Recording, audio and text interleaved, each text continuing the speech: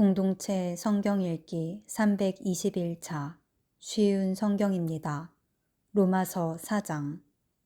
그러면 이 문제에 대해 우리의 조상 아브라함이 발견한 것은 무엇이라고 말할 수 있겠습니까? 아브라함이 행위를 통해 의롭다함을 얻었다면 그에게는 자랑할 것이 있었을 것입니다. 그러나 하나님 앞에서는 자랑할 것이 없습니다. 성경이 뭐라고 말합니까? 아브라함이 하나님을 믿으니 그 믿음을 그의 의로 여기셨다 라고 하지 않습니까?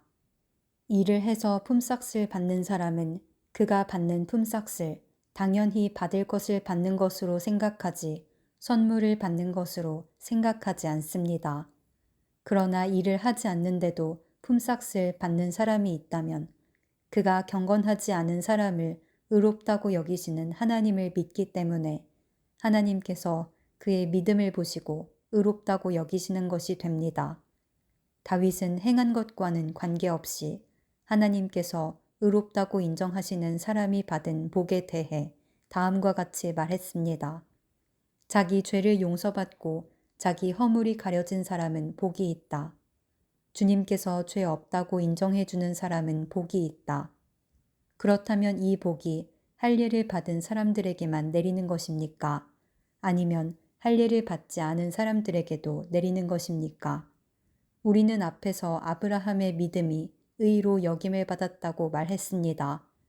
어떤 상황에서 이런 일이 발생했습니까? 아브라함이 할례를 받은 뒤였습니까?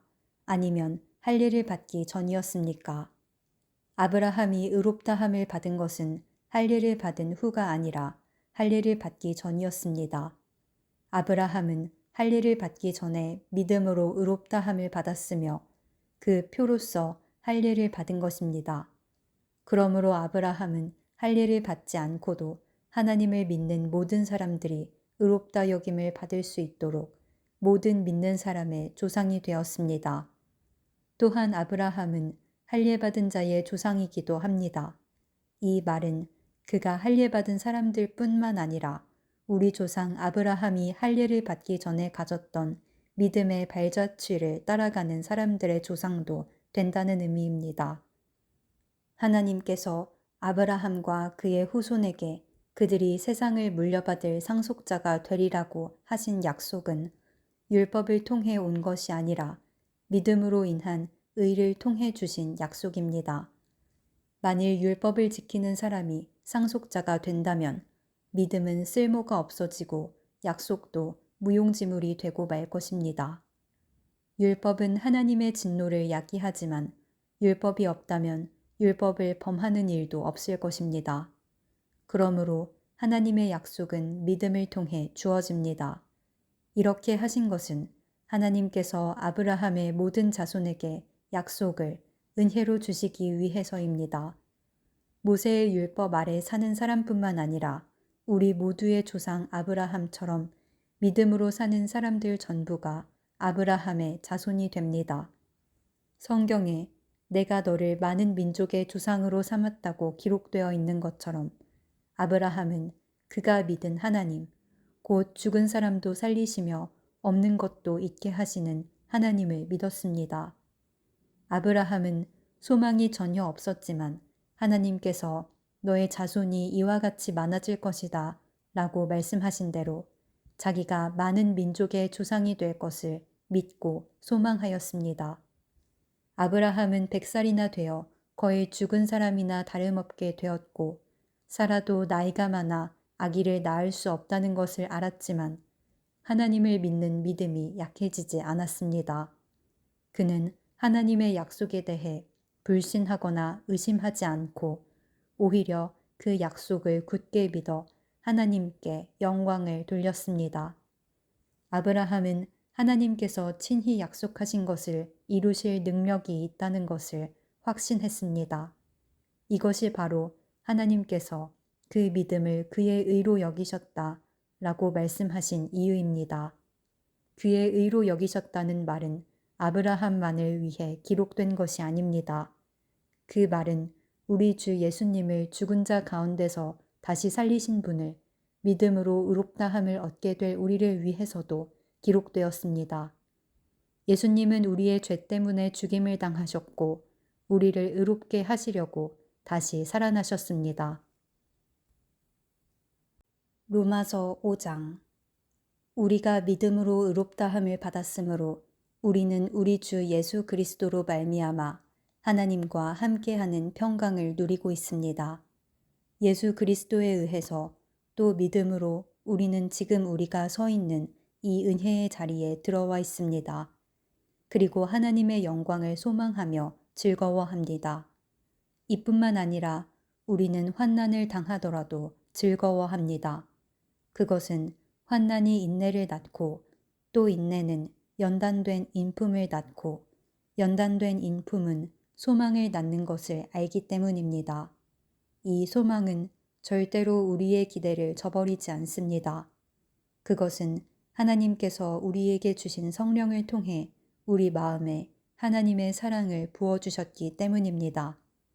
우리가 아직 연약할 때에 그리스도께서 시의적절할 때에 경건하지 않은 사람들을 위해 죽으셨습니다. 의인을 위해 죽는 사람은 거의 없습니다.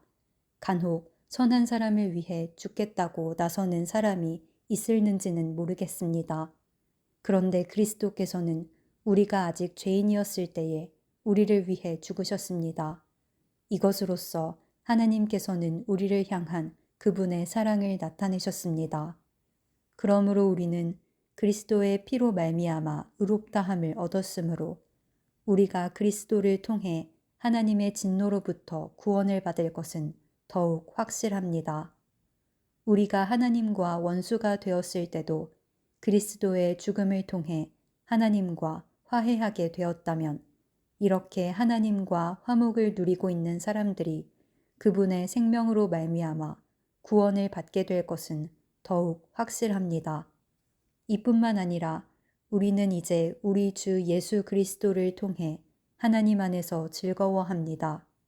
예수 그리스도로 말미암아 이제 우리는 하나님과 화해하게 되었습니다. 그러므로 한 사람을 통해 죄가 세상에 들어왔고 그 죄를 통해 사망이 들어온 것처럼 모든 사람이 죄를 지었으므로 사망이 모든 사람에게 이르렀습니다. 하나님께서 율법을 주시기 전에도 죄가 세상에 있었지만 율법이 없을 때에는 죄를 죄로 여기지 않았습니다. 그러나 사망은 아담 시대부터 모세 시대에 이르기까지 심지어 아담이 지은 죄와 똑같은 죄를 짓지 않은 사람들마저 지배하였습니다. 아담은 장차 오실 분의 모형입니다. 하지만 하나님께서 주시는 은혜는 아담이 지은 죄와 비교가 되지 않습니다. 많은 사람이 그 한 사람의 죄 때문에 죽었다면 한 사람 예수 그리스도의 은혜로 인한 하나님의 은혜와 선물은 많은 사람에게 더욱 넘쳤습니다. 또한 하나님의 선물과 아담의 죄는 차이가 있습니다. 한 사람의 죄 때문에 심판이 오게 되고 모든 사람을 정죄에 이르게 했으나 하나님의 은혜의 선물은 많은 범죄 때문에 오게 되어 많은 사람에게 의롭다함을 받게 하였습니다. 한 사람의 죄로 말미암아 사망이 왕노릇하였다면 하나님의 넘치는 은혜와 의롭다고 여기시는 선물을 받는 사람들은 한 분 예수 그리스도를 통해 참 생명 안에서 더더욱 왕노릇하게 될 것입니다. 그러므로 한 사람의 범죄 때문에 모든 사람이 죄인이 되었지만 한 사람의 의로운 행동 때문에 모든 사람에게 생명을 낳게 하는 의로움이 발생했습니다. 한 사람의 불순종으로 많은 사람이 죄인이 되었듯이 한 사람의 순종으로 많은 사람이 의인이 될 것입니다. 율법은 범죄를 증가시키려고 들어왔습니다. 그러나 죄가 많아진 곳에 하나님의 은혜가 더욱 넘치게 되었습니다. 죄가 사망 안에서 왕노릇하였듯이 은혜는 의를 통해 우리 주 예수 그리스도로 말미암아 영생을 얻게 하기 위해 왕노릇할 것입니다. 로마서 6장. 그러면 우리가 무슨 말을 더 하겠습니까? 은혜를 더하게 하려고 계속 죄를 지어야 하겠습니까? 절대로 그럴 수 없습니다. 죄에 대하여 죽은 우리가 어떻게 죄 가운데서 살 수 있겠습니까? 여러분은 우리가 그리스도 예수와 연합하는 세례를 받았을 때에 그분의 죽음과 연합하는 세례를 받았다는 사실을 알지 못합니까? 그러므로 우리가 죽음에 이르는 세례를 받음으로 그리스도와 함께 묻힌 것은 그리스도께서 아버지의 영광으로 죽은 자들 가운데서 살아나신 것처럼 우리도 새 생명 가운데서 살기 위함입니다. 우리가 그리스도와 연합하여 그분의 죽음에 참여하였다면 그분과 연합하여 그분의 부활에도 참여할 것이 확실합니다. 우리는 우리의 옛 사람이 그리스도와 함께 십자가에 못 박혀 죄의 몸이 무력하게 되었으므로 우리가 더 이상 죄의 노예가 되지 않는다는 것을 압니다. 그것은 죽은 사람은 죄의 세력에서 해방되었기 때문입니다. 우리가 그리스도와 함께 죽었다면 또한 그리스도와 함께 살아날 것도 믿습니다. 그리스도께서는 죽은 자들 가운데서 살아나셨기에 다시는 죽는 일이 없어 죽음이 그분을 지배하지 못한다는 것을 우리는 압니다. 그리스도께서 죽으신 것은 죄에 대해서 단번에 죽으신 것이며 그리스도께서 다시 살아나신 것은 하나님께 대하여 살아나신 것입니다. 이와 같이 여러분도 여러분 자신을 죄에 대해서는 죽은 사람으로 하나님께 대해서는 그리스도 예수 안에서 살아있는 사람으로 생각하십시오. 그러므로 죽게 될 여러분의 몸에 죄가 왕노릇하여 몸의 욕심에 따라 살지 않도록 하십시오. 또한 여러분의 몸을 불의를 행하는 도구로 죄에게 내어주지 말고 죽은 자들 가운데서 살아난 자들답게 여러분의 몸을 의를 행하는 도구로 여러분 자신을 하나님께 드리십시오. 여러분은 율법 아래 있지 않고 은혜 아래 있으므로 죄가 여러분에게 왕노릇할 수가 없습니다. 그러면 어떻게 해야 하겠습니까? 우리가 율법 아래 있지 않고 은혜 아래 있다고 해서 죄를 짓자는 말입니까? 절대로 그럴 수는 없습니다. 여러분이 어떤 사람에게 복종하여 여러분 자신을 그 사람에게 바치면 여러분은 그 사람의 종이 된다는 것을 알지 못하십니까? 여러분은 죽음에 이르는 죄의 종이 될 수도 있고 의에 이르는 순종의 종이 될 수도 있습니다. 그러나 하나님께 감사할 것이 있습니다. 여러분이 전에는 죄의 종이었으나 전수받은 가르침에 본에 전심을 다해 복종함으로써 죄로부터 해방되어 의의 종이 되었습니다. 여러분의 육신이 연약하기 때문에 일상적인 말로 예를 들어 말하겠습니다. 여러분이 전에는 여러분의 몸을 더러움과 불법의 종으로 들여 불법을 행했습니다. 그러나 이제는 여러분의 몸을 의의 종으로 들여 거룩함에 이르십시오. 전에 여러분이 죄의 종이었을 때는 의의 다스림을 받지 않았습니다. 그때 여러분이 얻은 열매는 무엇입니까? 지금에 와서 부끄러워하는 그 일들의 마지막은 사망이었습니다. 그러나 이제는 여러분이 죄에서 해방되어 하나님의 종이 되었습니다. 그리하여 거룩함에 이르는 열매를 맺고 있습니다. 그 일의 마지막은 영생입니다. 죄의 대가는 죽음이지만 하나님의 선물은 우리 주 예수 그리스도 안에 있는 영생입니다.